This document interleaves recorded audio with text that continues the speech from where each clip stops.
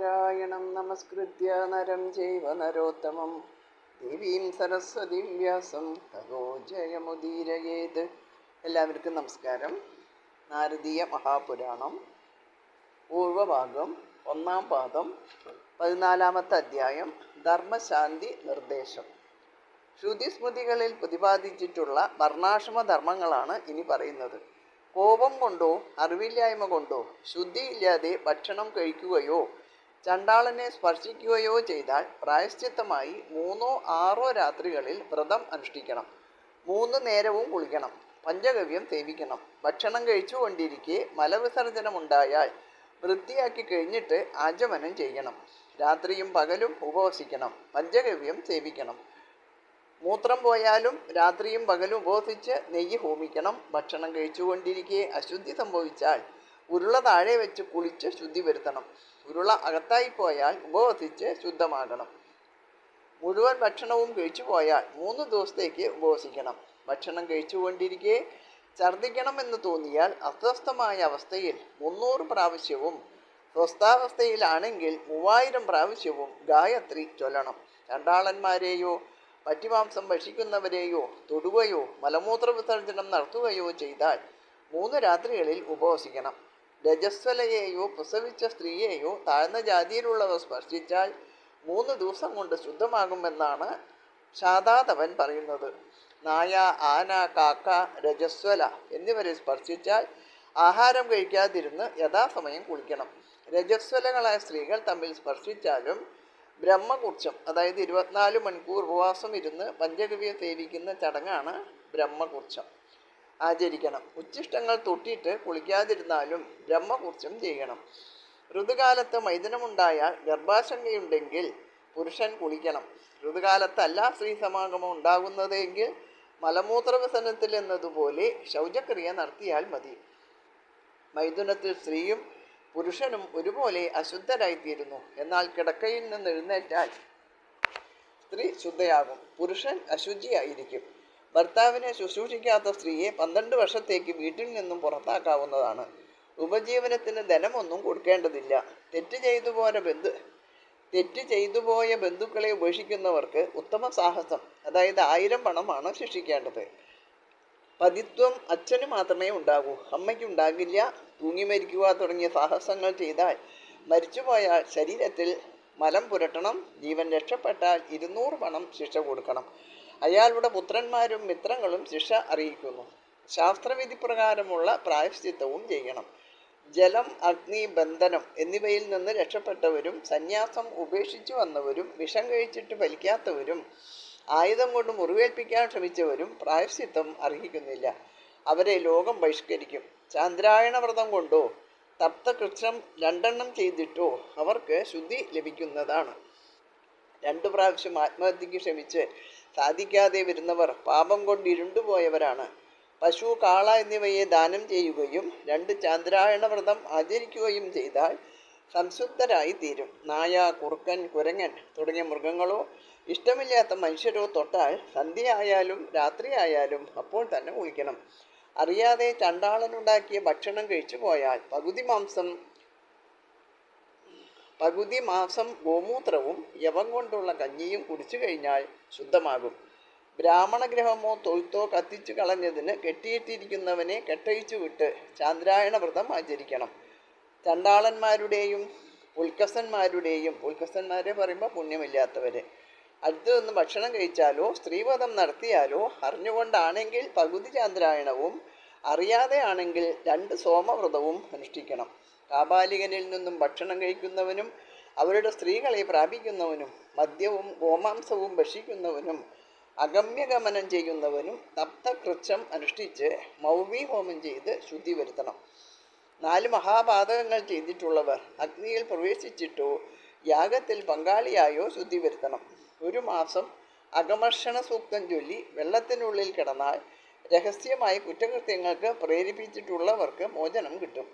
അലക്കുകാരൻ, തോൽപ്പണിക്കാരൻ, നടൻ, മുള കൊണ്ട് പണി ചെയ്യുന്നവൻ, അടിച്ചുവാരുന്നവൻ, മീൻ പിടിക്കുന്നവൻ, വില്ലൻ പറയുമ്പോൾ കാട്ടുജാതി എന്നിങ്ങനെ 7 പേരാണ് അന്ത്യജന്മാർ എന്ന് അറിയപ്പെടുന്നത്.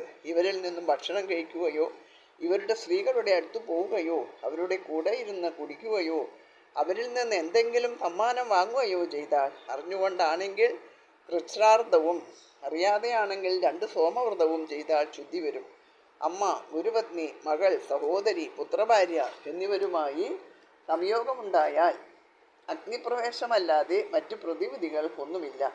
രാജ്ഞി, സന്യാസിനി, ധാത്രി, ഉത്തമവർണ്ണത്തിലെ സ്ത്രീ എന്നിവരുമായി സമാഗമമുണ്ടായാൽ 2 കൃച്ഛ്രവ്രതം ആചരിക്കണം. സ്വന്തം ഗോത്രത്തിൽപ്പെട്ടവരെ സമീപിച്ചാലും ഇത് തന്നെ ചെയ്യണം. പിതൃഗോത്രമായാലും മാതൃഗോത്രമായാലും പരതാരങ്ങളായാലും പകുതി ചാന്ദ്രായണ വ്രതം ചെയ്യണം. വേശ്യാഗമനത്തിൻ്റെ പാപത്തിൽ നിന്നും മോചനം നേടാൻ 5 രാത്രികളിൽ തിളപ്പിച്ച് ദർഭയിട്ട് വെള്ളം കുടിക്കണം. ഗുരുതൽപഗതനായാൽ ബ്രഹ്മവ്രതമാണ് ചെയ്യേണ്ടത്. ഗോഹന്താവിനുള്ള പ്രായശ്ചിത്തം ചെയ്താൽ മതിയെന്നും ചിലർ പറയുന്നുണ്ട്. വടികൊണ്ടടിച്ച് ഗോവിനെ കൊന്നാൽ 2 ഗോവ്രതമാണ് പ്രായശ്ചിത്തം. പെരുവിരലിൻ്റെ വണ്ണവും മുഴങ്കൈയിൻ്റെ നീളവുമുള്ള ഉണങ്ങാത്ത ഇലകളോടുകൂടിയ വടിയാണ് ഗോദണ്ഡം എന്ന് പറയുന്നത്. ഗോവിനെ ഗർഭിണിയായിരിക്കുമ്പോൾ കൊന്നാലും ഓരോരുത്തർക്ക് വേണ്ടിയും വ്രതം അനുഷ്ഠിക്കണം. മാടുകളെ കൊല്ലുന്നവർക്കുള്ള പ്രായശ്ചിത്തമാണ് ഇത്. കെട്ടിയിട്ടിട്ടോ തടഞ്ഞു നിർത്തിയിട്ടോ രോഗത്തിന് ചികിത്സിച്ചിട്ടോ ഗോക്കൾക്ക് മരണം സംഭവിച്ചാലും ശിക്ഷ അനുഭവിക്കേണ്ടതാണ്. അടികൊണ്ടു വീണ മൃഗം എഴുന്നേറ്റ് കുറച്ച് നടക്കുകയോ പുല്ല് തിന്നുകയോ വെള്ളം കുടിക്കുകയോ ചെയ്താൽ പ്രായശ്ചിത്തം ചെയ്യേണ്ടതില്ല. കമ്പ്, കല്ല്, മൺകട്ട എന്നിവ കൊണ്ട് എറിയുകയോ ആയുധം കൊണ്ട് വെട്ടുകയോ ചെയ്താൽ പ്രായശ്ചിത്തം ചെയ്യണം. വടികൊണ്ടാണെങ്കിൽ സന്തവനം, മൺകട്ട കൊണ്ടാണെങ്കിൽ പ്രാജാപത്യം, കല്ലുകൊണ്ടാണെങ്കിൽ തപ്തകൃച്ഛ്രം, ഔഷധം, സ്നേഹം, ആഹാരം എല്ലാം അവർക്ക് കൊടുക്കണം. അങ്ങനെ കൊടുക്കുന്നതിൽ നിന്ന് എന്തെങ്കിലും സംഭവിച്ചാൽ പ്രായശ്ചിത്തം ചെയ്യേണ്ടതില്ല. ഔഷധങ്ങൾ കൊടുക്കുമ്പോഴോ ശരീരത്തിൽപ്പെട്ട വസ്തുക്കൾ നീക്കം ചെയ്യുമ്പോഴോ അപകടം സംഭവിച്ചാൽ പ്രായശ്ചിത്തം ആവശ്യമില്ല. മറ്റു ജന്തുക്കളിൽ നിന്ന് സംരക്ഷണം കൊടുക്കാനായി അടച്ചിട്ടിരിക്കുമ്പോഴോ കഴുത്തിൽ കയറിട്ട് കുട്ടിയെ കെട്ടുമ്പോഴോ അപകടം സംഭവിച്ചാലും ദോഷമില്ല. ഏകപാദത്തിൽ കുറച്ച് രോമങ്ങൾ മാത്രം മുറിക്കണം. ദ്വിപാദത്തിൽ മീശ കളയണം. ത്രിപാദത്തിൽ ശിഖ മാത്രം നിർത്തണം. അവസാനം എല്ലാ വിധികളും അനുസരിക്കണം. സ്ത്രീകളുടെ ശിരസ് മുണ്ഡനം ചെയ്യുമ്പോഴും ഇതുതന്നെയാണ് നിയമം. വപനവും വീരാസനവും സ്ത്രീകൾക്ക് വേണമെന്നില്ല. തൊഴുത്തിൽ താമസിക്കേണ്ട, പിന്നാലെ പോവുകയും വേണ്ട. രാജാവോ രാജപുത്രനോ ബ്രാഹ്മണനോ ആയാലും വപനം ചെയ്തില്ലെങ്കിൽ പ്രായശ്ചിത്തം വേണം. കേശങ്ങളെ സംരക്ഷിക്കണമെങ്കിൽ 2 പ്രാവശ്യം വ്രതം അനുഷ്ഠിക്കണം. വ്രതം 2 പ്രാവശ്യം ചെയ്യുമ്പോൾ ദക്ഷിണയും 2 പ്രാവശ്യം വേണം. ശ്രുതിയിലോ സ്മൃതിയിലോ പറയാത്ത പ്രായശ്ചിത്തങ്ങൾ ചെയ്താൽ പാപം തീരുകയില്ല, നരകത്തിൽ പോവുകയും ചെയ്യും. അങ്ങനെ ധർമ്മത്തിന് തടസ്സമുണ്ടാക്കുന്നവരെ രാജാവ് ശിക്ഷിക്കണം.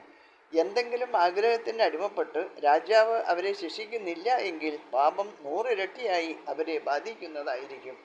പ്രായശ്ചിത്തം ചെയ്തു കഴിഞ്ഞാൽ ബ്രാഹ്മണന് ഭക്ഷണം കൊടുക്കണം. 20 പശുക്കളെയും 1 കാളയെയും ദക്ഷിണയായി കൊടുക്കണം. പ്രായശ്ചിത്തം ചെയ്ത് ബ്രാഹ്മണ ഭോജനവും കഴിഞ്ഞ് 1 സ്വർണ്ണമണി കൂടി കൊടുത്താൽ ശുദ്ധിക്രിയ പൂർണ്ണമാകും. ചണ്ടാളന്മാരും ശുഭജന്മാരും തൊട്ടാൽ രാത്രിയിൽ കുളിക്കണം എന്നാണ് വിധി. കുളി കഴിഞ്ഞാൽ അവിടെ താമസിക്കരുത്. അറിയാതെ അവിടെ താമസിച്ചു പോയാൽ പാപം 100 ഇരട്ടിയാകും. ഗ്രഹങ്ങളും നക്ഷത്രങ്ങളും അവരുടെ മുകളിൽ നിൽക്കുമ്പോൾ അവരുടെ കിരണങ്ങളേറ്റു വേണം കുളിക്കാൻ. വെള്ളത്തിൽ, ചിതൽപുറ്റിൽ, എലിമാളങ്ങളിൽ, ഊഷരഭൂമികളിൽ, വഴിയിൽ, ശ്മശാനത്തിൽ, ശൗചത്തിന് ഉപയോഗിച്ച് ബാക്കി എന്നീ 7 തരത്തിലുള്ള മണ്ണ് ഉപയോഗിക്കരുത്. ബ്രാഹ്മണനായാൽ ഇഷ്ടാപൂർത്തങ്ങൾ ചെയ്തിരിക്കണം. ഇഷ്ടം കൊണ്ട് സ്വർഗവും പൂർത്തം കൊണ്ട് മോക്ഷവും കിട്ടും. ഇഷ്ടം നടത്താൻ പണച്ചിലവുണ്ടാകും. തടാകമുണ്ടാക്കുന്നത് പൂർത്തമാണ്. ആരാമം, ക്ഷേത്രം, കുളം, തടാകം, ക്ഷേത്രങ്ങൾ എന്നിവ കേടുവന്നിട്ടുള്ളത് നന്നാക്കുന്നതും പൂർത്തമാണ്. വെളുത്ത പശുവിൻ്റെ മൂത്രവും കറുത്ത പശുവിൻ്റെ ചാണകവും താമ്രവർണ്ണത്തിലുള്ളതിൻ്റെ പാലും ശ്വേതവർണ്ണത്തിലുള്ളതിൻ്റെ തൈരും കപിലവർണ്ണത്തിലുള്ളതിൻ്റെ നെയ്യുമാണ് പഞ്ചഗവ്യത്തിൽ ഉപയോഗിക്കേണ്ടത്. ദർഭയും തീർത്ഥജലവും ചേർത്ത് ഓരോന്നും വേറെ വേറെ പ്രണവമന്ത്രത്തോടെ ശേഖരിച്ച് ഒരുമിച്ച് ചേർത്ത് സേവിക്കേണ്ടതാണ്. ഗ്ലാസിൻ്റെ ഇലയിലോ ചെമ്പുപാത്രത്തിലോ താമര ഇലയിലോ മൺപാത്രത്തിലോ വേണം ദർഭയുടെ വെള്ളം എടുക്കാൻ. ഒരിക്കൽ ശുദ്ധിക്രിയ ചെയ്ത് കഴിഞ്ഞ് പ്രസവാശുദ്ധിയിൽ 2ാമത് ഒന്നുകൂടി ചെയ്താലും ദോഷമില്ല. 1 മാസം പ്രായമായ ഗർഭം അലസിയാലും 3 ദിവസം അശുദ്ധി കൽപ്പിക്കണം. ഒരിക്കൽ എത്ര മാസം പ്രായമായ ഗർഭമാണോ അലസുന്നത് അത്രയും രാത്രികൾ കൊണ്ടാണ് ശുദ്ധിക്രിയകൾ നടത്തേണ്ടത്. രക്തസ്രാവം നിന്ന് കുളിച്ചു വരുന്നത് വരെയാണ് മാസം മുറയ്ക്ക് അശുദ്ധി കൽപ്പിക്കേണ്ടത്. വിവാഹാനന്തരം സപ്തപദം, അതായത് 7 ചുവടുകൾ വയ്ക്കുന്ന ക്രിയ നടന്നു കഴിഞ്ഞാൽ സ്ത്രീ സ്വന്തം ഗോത്രത്തിൽ നിന്ന് പുറത്താകുന്നു. അവളുടെ പിണ്ടം, ഉദകക്രിയ എന്നിവ നടത്തേണ്ടത് ഭർത്താവിൻ്റെ ഗോത്രത്തിലാണ്. 2 പേർക്കുമായിട്ടാണ് പിണ്ടം കൊടുക്കേണ്ടത്. ഇങ്ങനെ 3 പരമ്പരയ്ക്ക് 6 പിണ്ടം കൊടുത്താൽ പിണ്ടദാതാവിന് ദോഷമൊന്നും ഉണ്ടാകില്ല. അച്ഛനും അമ്മയ്ക്കും ഒരുമിച്ച് കൊടുക്കുന്ന പിണ്ടം 1000 വർഷത്തെ ഫലം ചെയ്യും. പിതാമഹിക്കും പ്രപിതാമഹിക്കും ഇതുപോലെ തന്നെ ചെയ്യണം. എല്ലാ വർഷവും അച്ഛനമ്മമാർക്ക് പിണ്ടം കൊടുക്കണം. ദേവസാന്നിധ്യത്തിലല്ല പിണ്ടദാനം നടത്തേണ്ടത്. നിത്യം, നൈമിത്തികം, കാമ്യം, വൃദ്ധി, ശ്രാദ്ധം, പാർവണം എന്നീ 5 തരത്തിലാണ് ശ്രാദ്ധക്രിയകൾ നടത്തുന്നത്.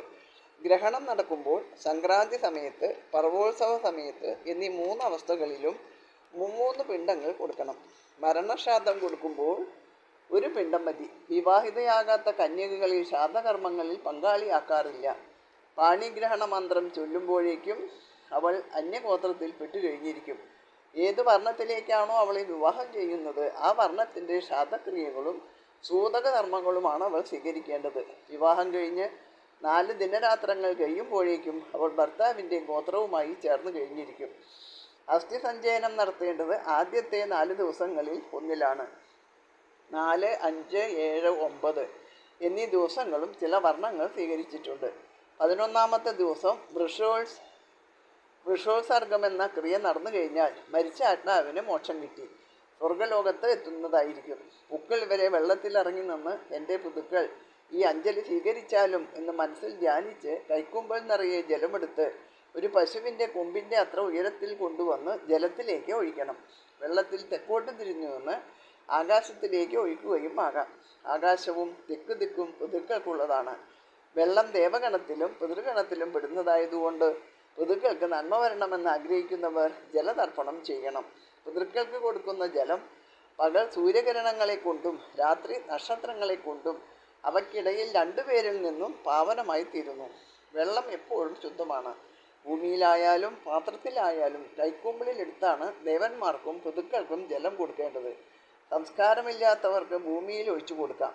ശ്രാദ്ധത്തിലും ഹോമത്തിലും ഒറ്റക്കൈ കൊണ്ട് കൊടുക്കണം. തർപ്പണ സമയത്ത് 2 കൈ കൊണ്ട് വേണം ചെയ്യാൻ. ഇതോടുകൂടി 14-ാമത്തെ അധ്യായം അവസാനിച്ചു. എല്ലാവർക്കും നമസ്കാരം. ഹരേ രാമ രാമ രാമ ഹരേ ഹരേ, ഹരേ കൃഷ്ണ കൃഷ്ണ കൃഷ്ണ ഹരേ ഹരേ.